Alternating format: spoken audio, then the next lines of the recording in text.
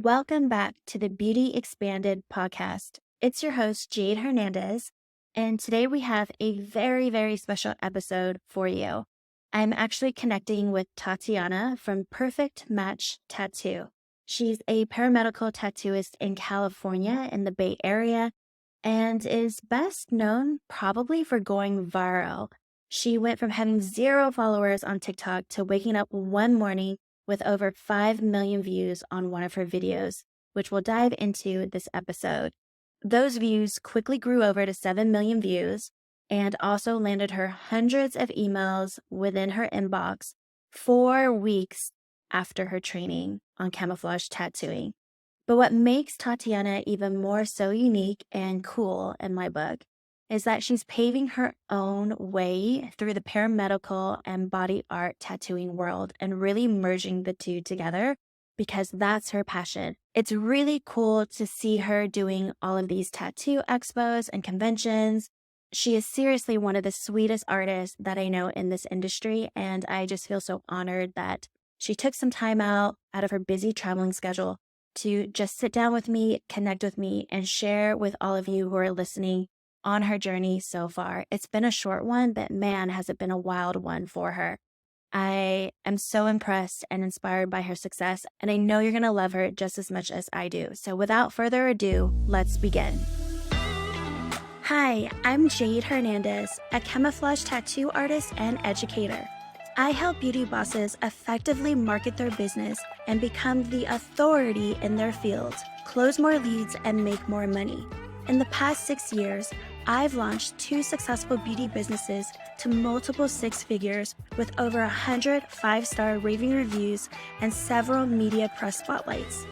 While most marketers will tell you to hustle and work harder for success, I'll show you how to create more value from the inside out so that you work less, make more, and truly expand and transform your business and life. This is the Beauty Expanded podcast. Tatianna, it's so great to connect with you tonight. It's been a while before we hopped on our Zoom session. I looked up when the last time I saw you, and that was 2 years ago in Arizona. And so much has changed. I've been following your journey, loving every minute of it, which we'll dive into further in the podcast. But why don't you just kind of fill us in, if you can remember 2 years ago, what were some of the first things you started doing right after your training? Thank you so much for having me. Yeah, so as soon as I finished my training with you, I made all of my social media. I set everything up, my TikTok, my Instagram reels, and I even started planning a little bit before we even started training, like setting up templates of how I'm going to do my FAQs and educational content that I wanted to put out. So I did have maybe 10 posts lined up so that I was ready to go as soon as we started or as soon as we finished our training. So I had stuff to post about.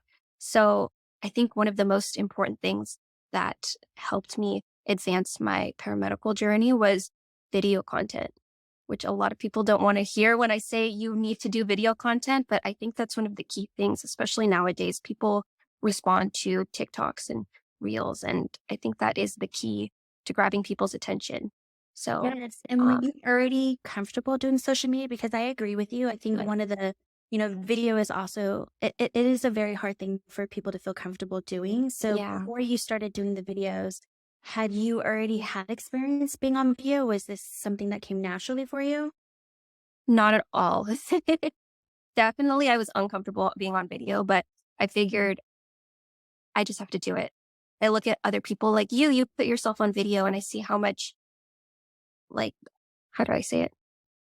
You have such a great response in your comment section. People really gravitate toward video instead of just putting a before and after picture. I think people really love video. So I was like, I just have to do it. So I just filmed some videos as practice. And I did that even before we started training. So I made some practice TikToks. I didn't put those up, but I did. I was aware that I need to put myself out there. And I think that other people need to do that too. If they're getting into this industry, you have to be comfortable with putting yourself out there, because if you're putting your work out there, people will feel more comfortable if they see you talking on camera and get to know you and who you are before they book with you. So I think that gives you an advantage against other people that don't put themselves out there and they're a little more anonymous in their account. Yes, totally. And for those of you who are just now being introduced to you, one of the things that really helped Tatiana, and it wasn't plans. I mean, a lot of these things are never really plans. Um, she had posted videos on TikTok and then had been picked up by a really famous doctor on TikTok. And Yeah. it's kind of because that's when I saw that you went viral, I would say. But again, I don't know. So how long after you started posting videos did that just happen to come about? You know what's funny is I feel like the videos I put the least amount of effort in seem to do the best, like the most candid, unedited type of videos. So I don't know.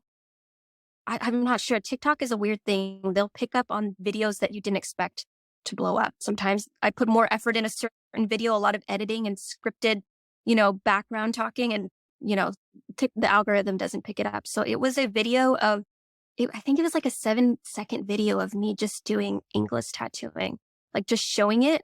I didn't say anything. I think I just put music over it. And this was maybe my fourth video I put up, fourth or fifth video. So very early on, I had no followers on TikTok. I had no views, nothing. And I think it was the song that was trending in the background. It was a Doja Cat song that was really trending. So I know if you put trending music, sometimes the algorithm will favor that. So I picked a popular song, and I woke up the next day and it had 500,000 views for some reason. And I did not expect that. I woke up and I had 1 million comments, and the next day it had 1 million views.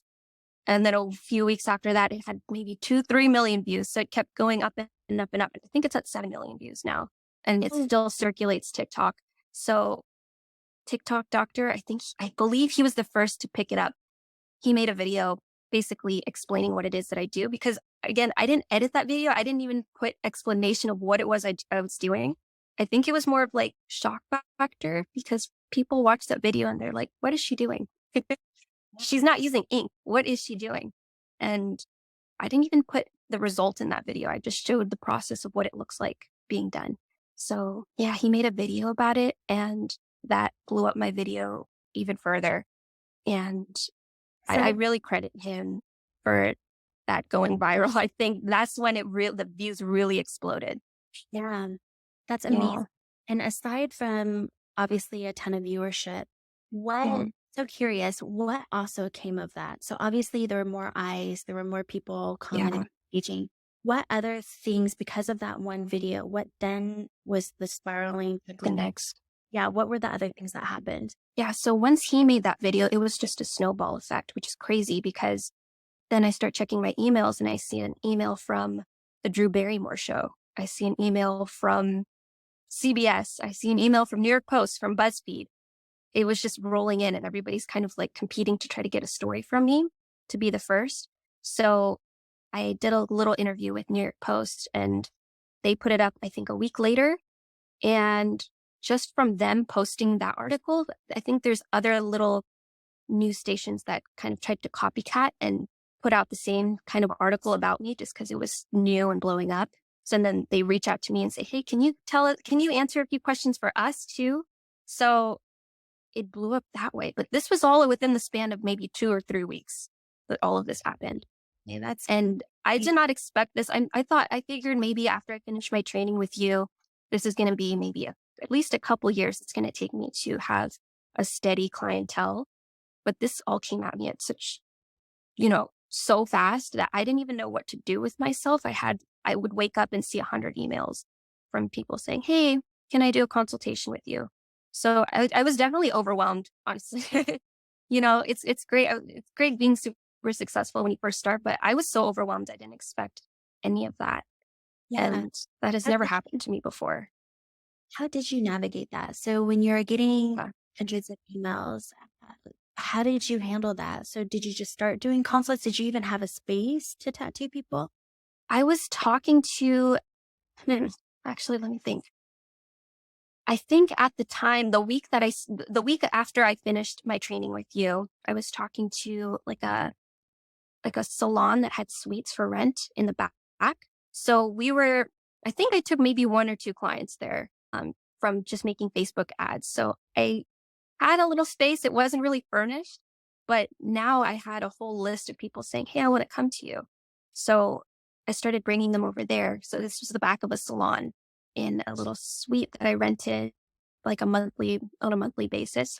But it blew up so big. I feel like I outgrew that space really quickly already because that salon was like a multi-service kind of spa salon. So they had a bunch of cooks in the kitchen, people doing all different types of spa services, things like that. So I had so many clients coming in and out. It felt like, yeah, like too many cooks in the kitchen. So very quickly after that, I believe a month later, I started looking at private studios, like just really a little small office just for me, you know. So I got really lucky. I went on Facebook Marketplace, I think, and I found a lady that was leasing out a small little private studio. I still have that place to this day. I got so lucky. It's so pretty. There's a garden in the front. There's private parking, and it's a part of it's connected to like a dental office. So it's in a very professional kind of, I don't know how to say it. It's like offices connected to each other. So I really like the setting of that place that I picked. And I quickly moved all of my clients over there. Awesome. I love that. Yeah. And were you able to kind of, I mean, are you still sifting through the emails or were you able to kind of start doing the consults and booking people immediately? I kind of put myself in a hole and I sat down for maybe 8 hours and responded to everybody via email instead of consultations. I didn't really know how to go about finding an assistant for any of this either, since it was all I had, I have to respond to these people fast and I don't have time to interview people. I want people to get meaningful responses too, not just hire somebody that's going to give general responses. So, what's funny is my TikToks that I made even 2 years ago are still circulating to this day. So I'm still getting emails from people saying, "Hey, this popped up on my For You page and I want to book with you." As of yesterday, somebody said that to me. They said, "I just found your TikTok just popped up on my page." So I still do it all myself, actually. I had somebody helping me for a little while, but I like to give more personalized responses via email, more detailed consultations, and I haven't found the right person as of yet, but I'm working on it. I'm figuring out what exactly where I'm going with that. I agree. I think a lot of people really do dismiss the value of video. When I first Yeah. started, same thing. I knew that not a lot of people were going to do video because most people feel, self-conscious about the way that they look on camera, the way that they sound on camera. Yeah. It is kind of awkward to talk to a video camera. But I remember that was one of the first things that I did just from personal experience because I knew that if I did it, most of my competitors wouldn't feel comfortable doing video. So you're always Right. like 10 steps ahead if you just Hmm. go out there. And like you said, it doesn't have to be professional. It can be super candid. It doesn't have to be. I actually think a lot of people prefer the candidness, no I editing, think that's so. filtered style, anyways. And it's one thing that we always try and recommend and encourage new artists to do is to really put themselves out there because it is such Right. a personal service. And there's nothing more tangible than being able to watch someone talk on video and hear them and look at their manner. And then when you're in a consultation with them, whether it's virtual or in person, there's that congruency, trust building factor where they're like, oh, that's the same person that she's exactly the same person in person as she was on video. And it Right. allows for this trust to happen. I always think of it like dating. Yeah. You show up on video as hopeful, or your dating profile is exactly how you show up in real life. And that is what really instills that trust. And I love that you give out those personal messages too, because it's those small details that people really crave when they're thinking about hiring someone to help them improve an area of their body that they're really self-conscious about. So that's awesome. Okay, so fast forward. So now you're in a new setting, so you're taking clients. Yeah. So fill us in on what you've been doing as of lately. So I was, of course, very booked out. I was tattooing every single day, long days. I love it. I feel like that accelerated my skill set. I feel like I learned a lot more really, really fast about how to do camouflage tattooing the best that I could because I was experiencing so many different kinds of cases coming through the door that I had to figure it out very quickly. So, if I'm to be honest, I did have burnout from that. Success is great. I'm so thankful that that happened. And I love everybody that walks through my door. They taught me so much, but it is, I do want to put 110% into each person that comes through the door. And it is sometimes like an emotional experience with a lot of people. I try to put a lot of my emotional energy into the work that I do because I do care and I want to help people. So it is a lot, if you really think about it. It's like a therapist. Sometimes a therapist needs to take a break too. So I did get burnt out doing this every day. So I did have a moment where I decided to take a break for a couple months and regroup, figure out what exactly I want to do because I do love camouflage. I always want to do it. I want to continue it forever or as long as I can, because I do love helping people. But I do have an artistic background too, and I find a lot of peace coming from like I have a fine art background. When I was in college, I was always painting and drawing. I'm very artistic and creative in that sense. So I find that when I'm stressed out, I like to draw, paint. So I was thinking, how can I implement that into my tattooing? Because I want, how do I say this? Like, I want to, I don't want to be burnt out. That's Like, completely valid.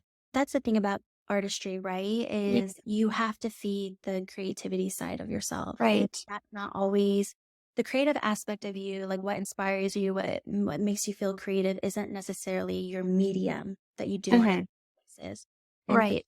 for me, like I may tattoo full time, but there's other things that really fuel my passion so that I do become a great artist. And I'm still passionate about it. That has nothing to do with tattooing. Like I love Right. photography. I love nature. I love Hmm. woo stuff. And Yeah. those are the things that really feed my soul so that I can come forward and be so that I can embody the artistic side of me. So Right. I think you're right on, like you're spot on. So you were burnt out, kind of exploring other mediums of art that Right. feel meant to you.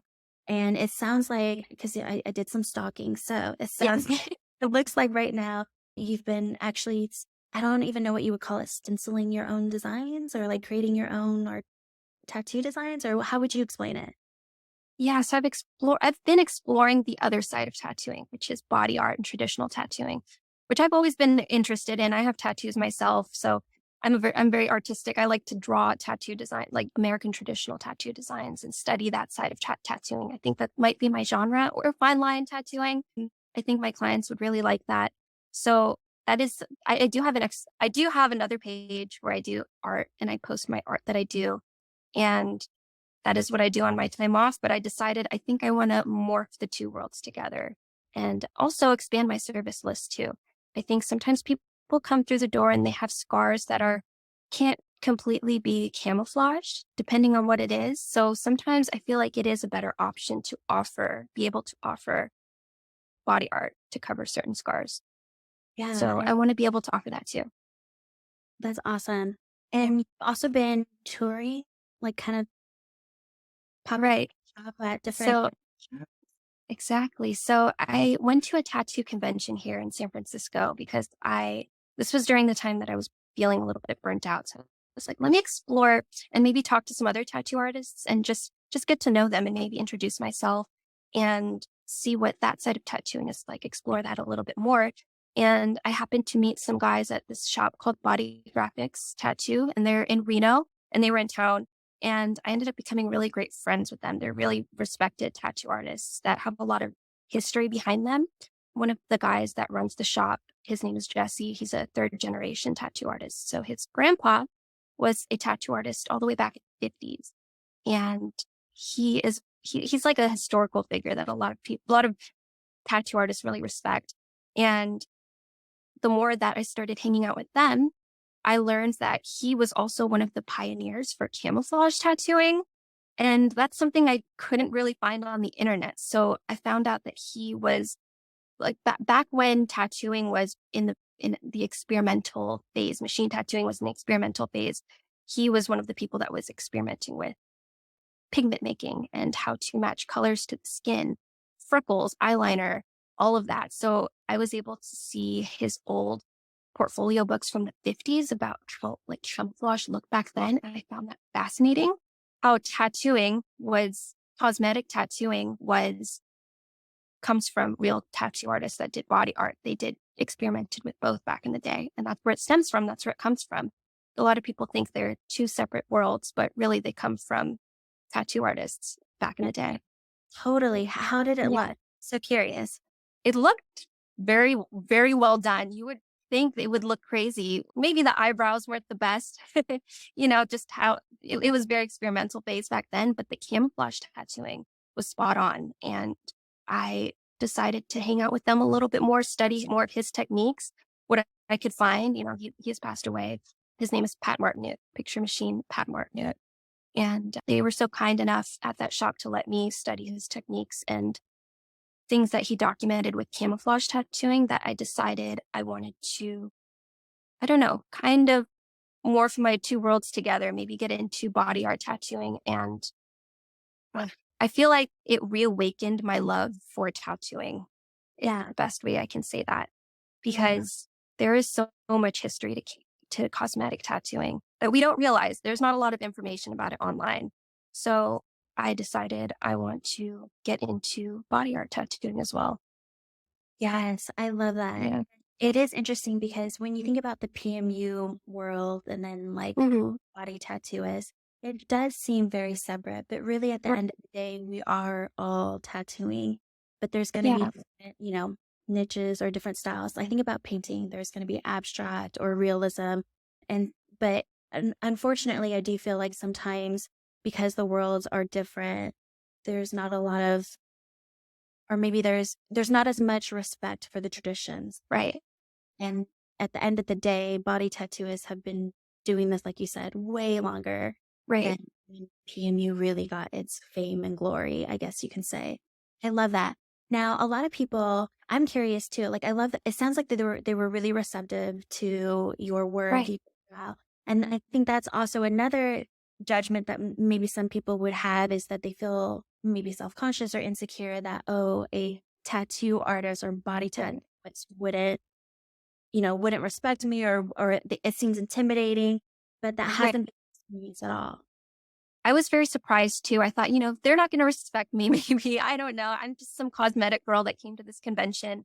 Maybe they won't see that I'm as passionate about tattooing as they are. But this guy, his name is Jesse. He was like, no, my grandpa is one of the first people that did what you do. So I respect it.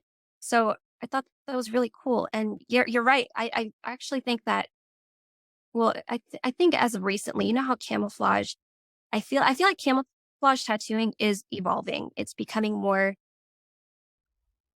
what would you say? I think camouflage tattooing is more, sorry, if you could cut this part out. I'm trying to think, how do I word this? I think that cosmetic tattooing in general is becoming a lot more normalized, and camouflage tattooing is evolving. More people know what it is. The more that it's in the news, it's more normalized now.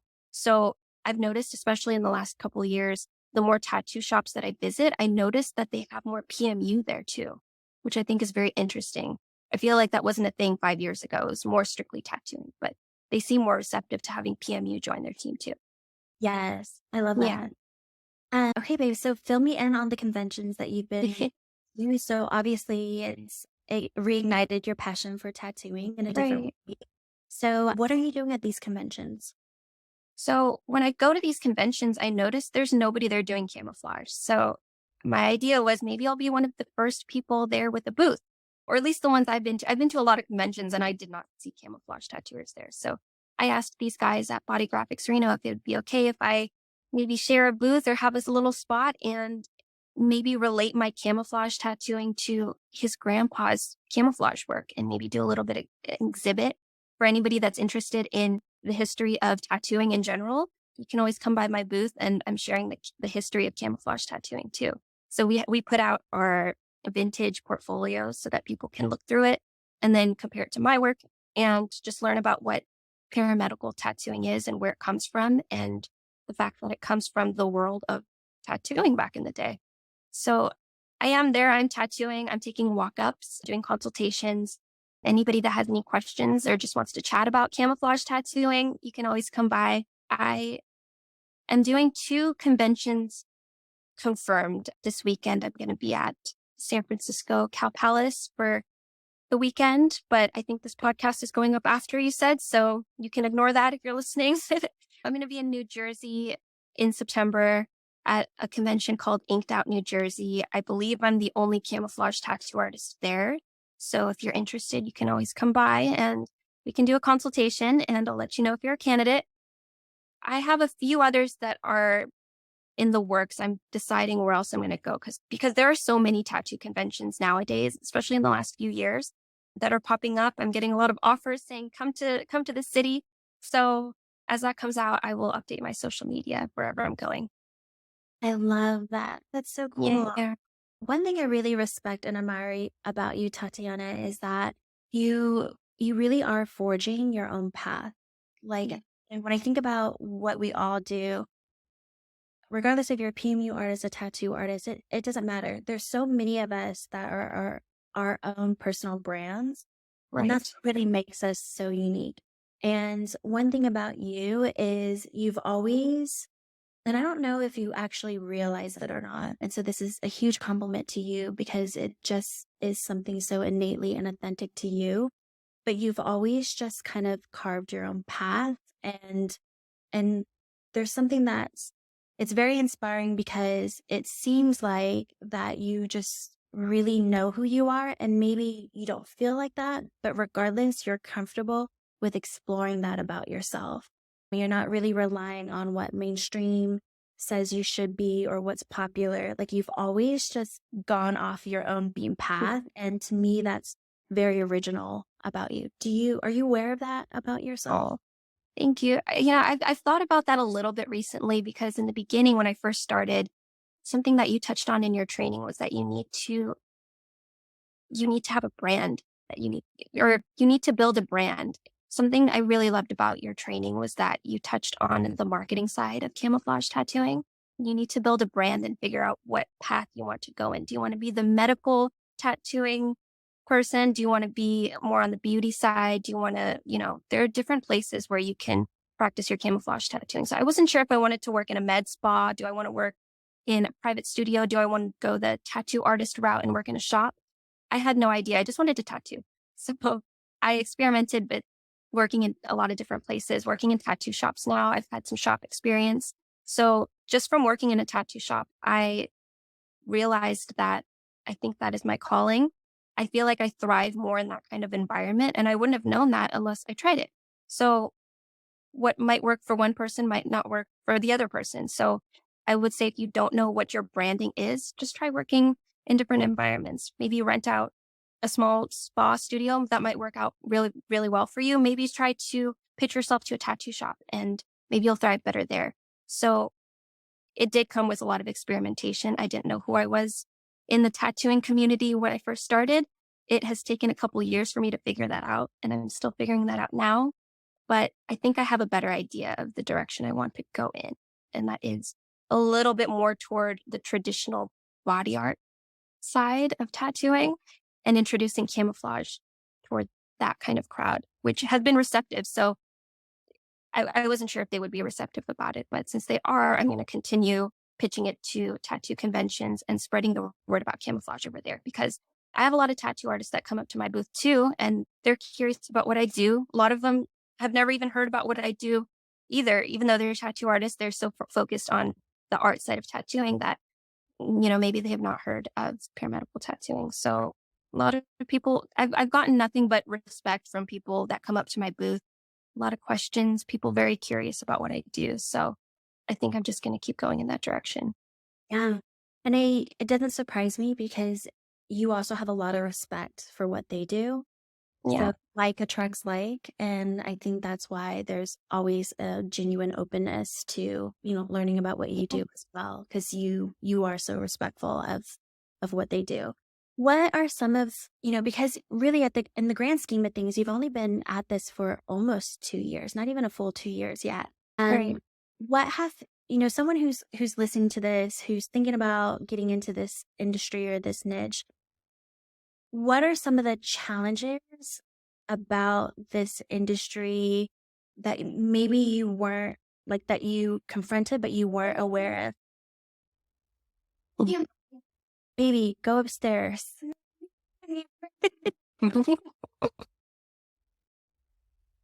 That's my 4-year-old. That's cute. He's supposed to be a prisoner upstairs and not come Oh, downstairs. oh no.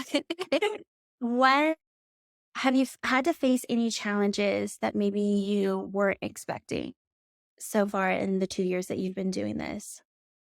Challenges that I wasn't expecting. That's a good question. Let me think about that for a second. I think one of my biggest challenges that I've come across, like we talked about before, is figuring out my branding and where I want to work.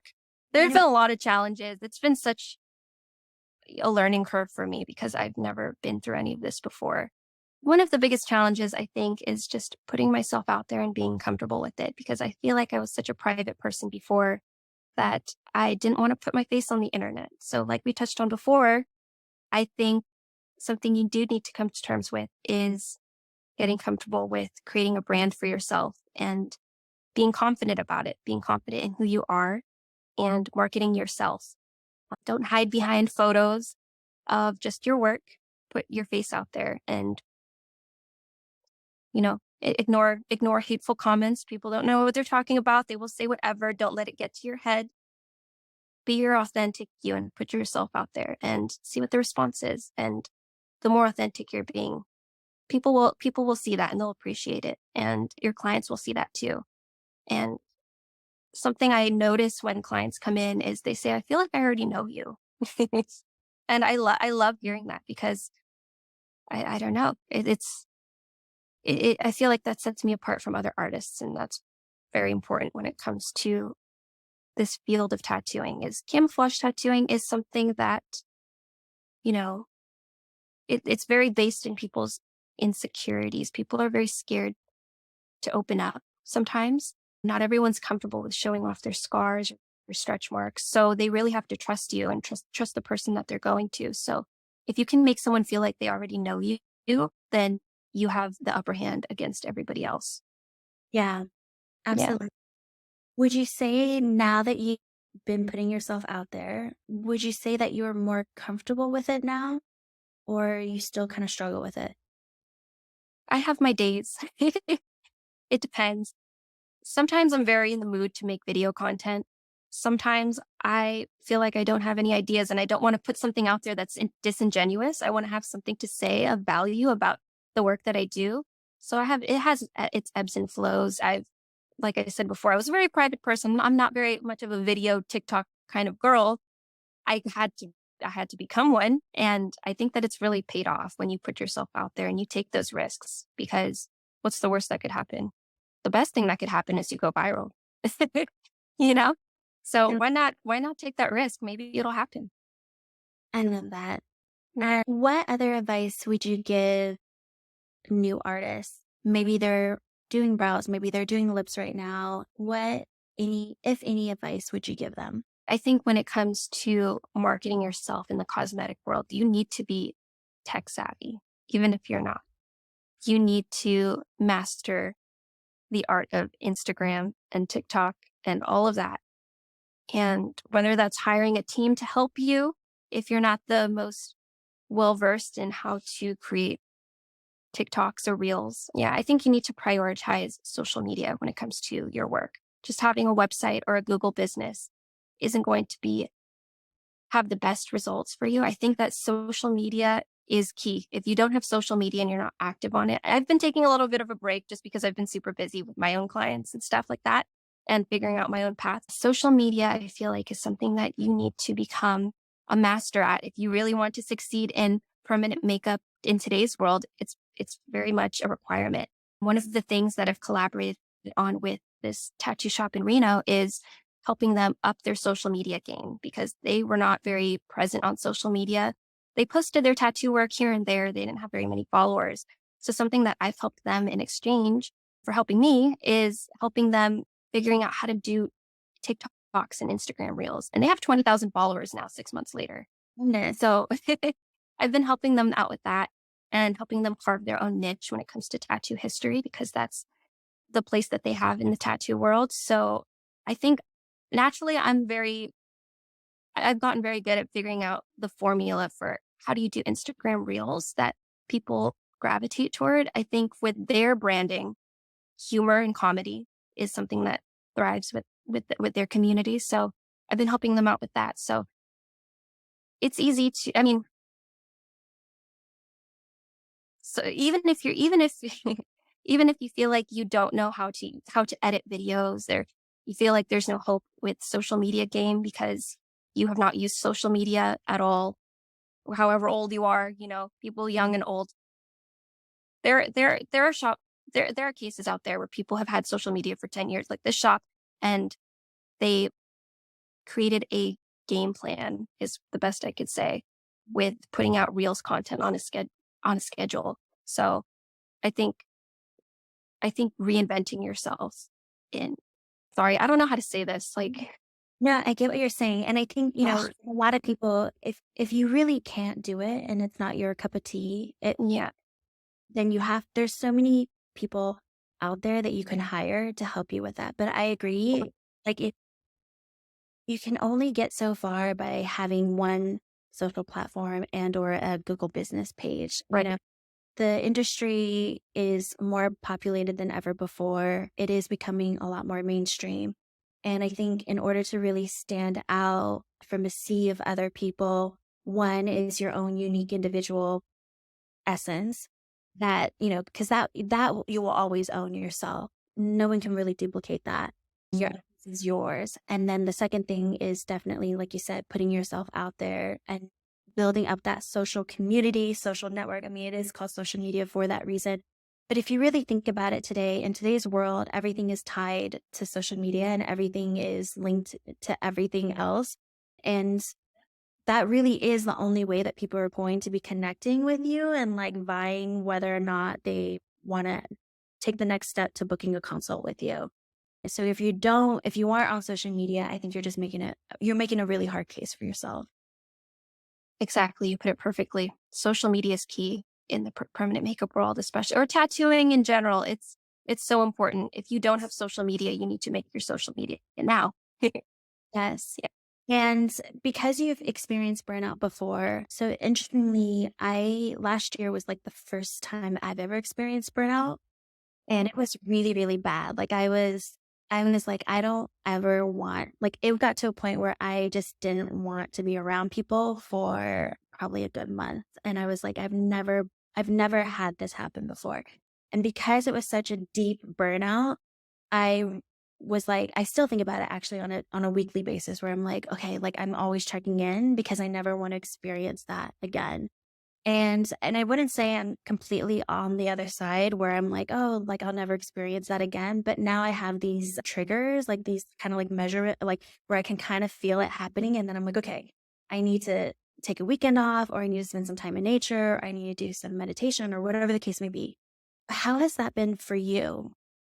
So I feel like travel is something that breaks me out of that because I was working in one little tiny studio all alone. There's nobody else that works with me in that little private studio. So it is easy to feel burnt out from just being in one spot every single day doing the same thing. So I decided to travel, and I decided to start reaching out to different tattoo shops across the country because I want to see different states and meet different people. So one of the coolest opportunities I got was to work at Inked Magazine, the tattoo shop out in New York City.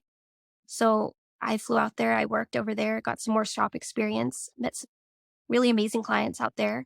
And I've just been building how could I say it? I've been networking a lot across the country and making connections to a lot of different tattoo shops, a lot of really talented tattoo artists. And I feel like that has awakened my love for tattooing and prevented me from burning out, because I love to learn. I love learning everything about tattooing.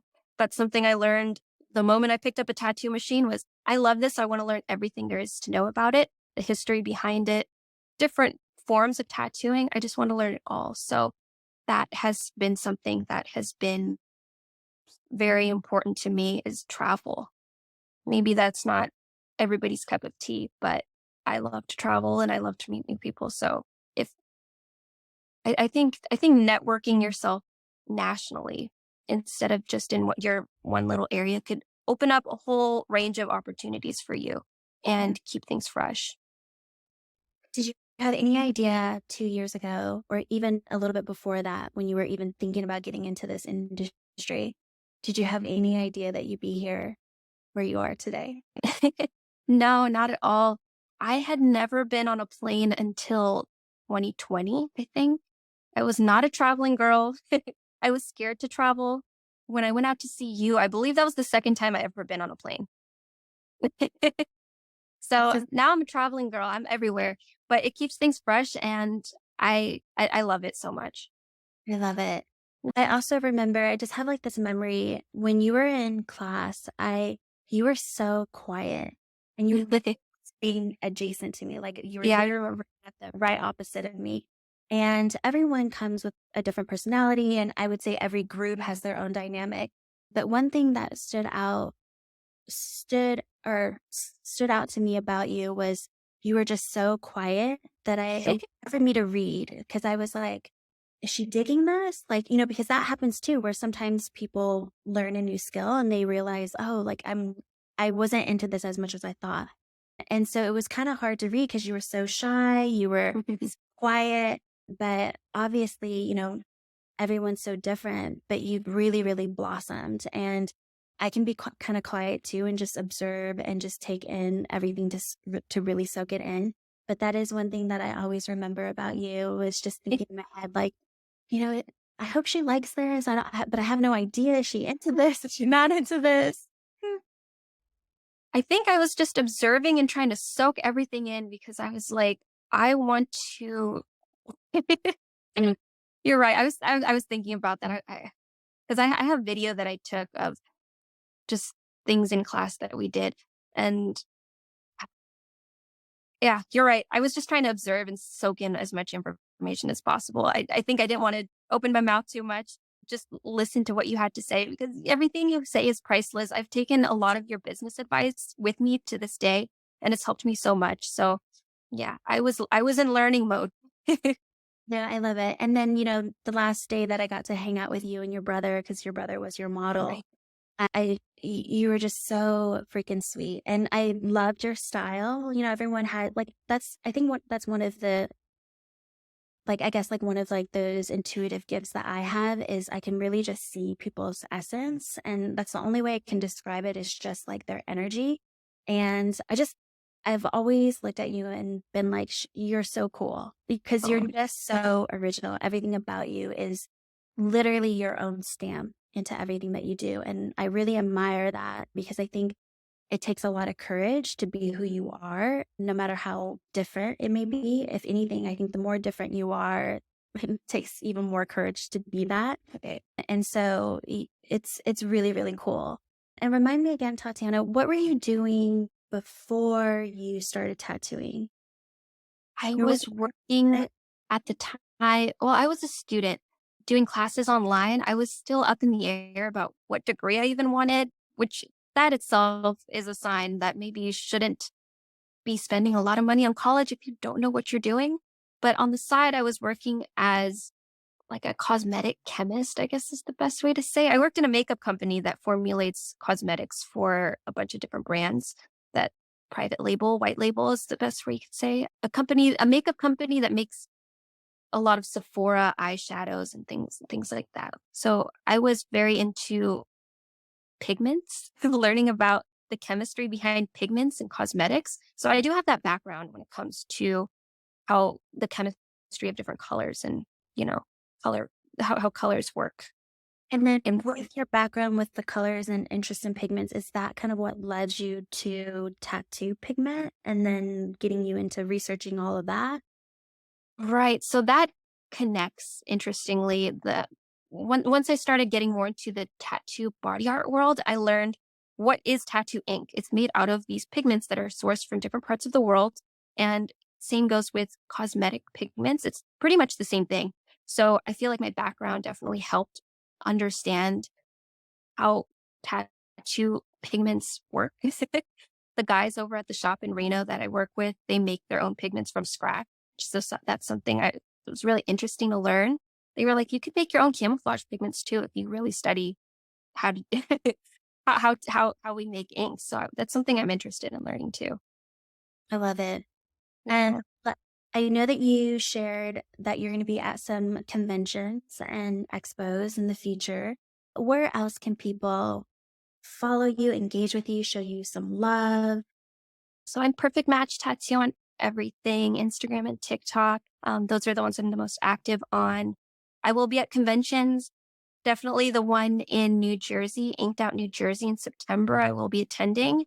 And the other ones are up in the air. So just follow me and I will be posting where I'm going to be. So if you are not in San Francisco, where I am based right now, there's still a chance to come get tattooed by me because I might be in your state soon. I love it. And I mean, for the listeners that are listening, if you haven't gotten the feeling that Tatianna is full of heart and she's extremely approachable, then you haven't been listening, because you are like literally one of the sweetest artists out there. So make sure to give her a follow, say hi to her, send her a message, let her know that, what you got out of this show. I'm sure she would love to hear that. And then, of course, I'll have all your information on the show notes. But thank you so much. It's been so great catching up with you and just being in your presence. Oh, thank you so much. And thank you for being my teacher. I learned so much from you, and I wouldn't be where I am today without your priceless advice. So thank you for that. You're welcome. Oh. All right. Bye. Thank you so much for tuning in. I'd love to connect and help you more. If you have a question you'd like for me to answer, please send it to jade@studioconceal.com. That's JAYD@studioconceal.com, and I might highlight it on my podcast. I find what's often personal is most general. So if this episode helped you, please share it with a friend who may need the encouragement and inspiration. I'll catch you on the next one.